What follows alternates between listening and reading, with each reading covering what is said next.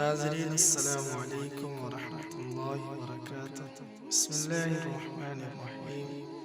ناظرین، امید ہے آپ لوگ خیریت سے ہوں گے۔ اللہ آپ لوگوں کو اپنے حفظ و امان میں رکھے۔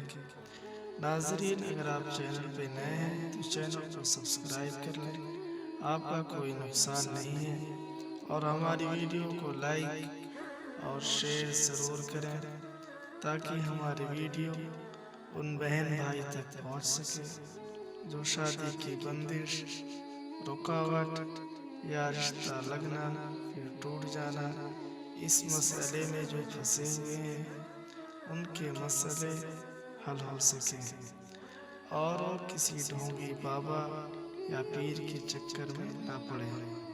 آپ اپنے مسئلے قرآن سے حل کریں، اللہ اور اس کے رسول صلی اللہ علیہ وسلم کے بتائے ہوئے طریقے پر چلیں۔ خاص کر کے آپ حضرات نماز کی پابندی لازمی کریں۔ چلتے ہیں وظیفے کی طرف۔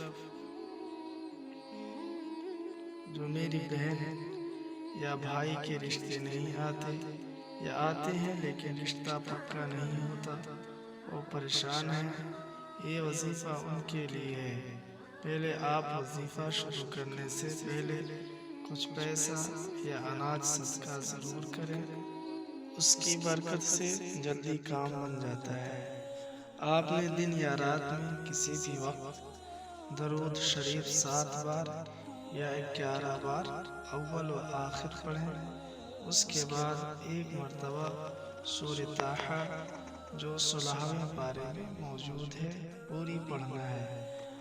آپ نے اپنے ساتھ ایک گلاس پانی رکھیں۔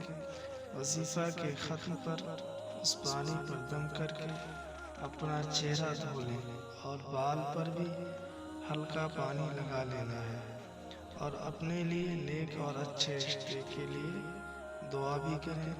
انشاءاللہ جو کوئی بھی آپ کے یہاں رشتہ لے کر آئے گا وہ ضرور شادی کے لیے راضی ہوگا اور شادی کرے گا۔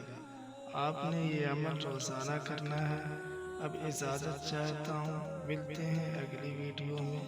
اپنا اور اپنے گھر والوں کا خیال رکھیں۔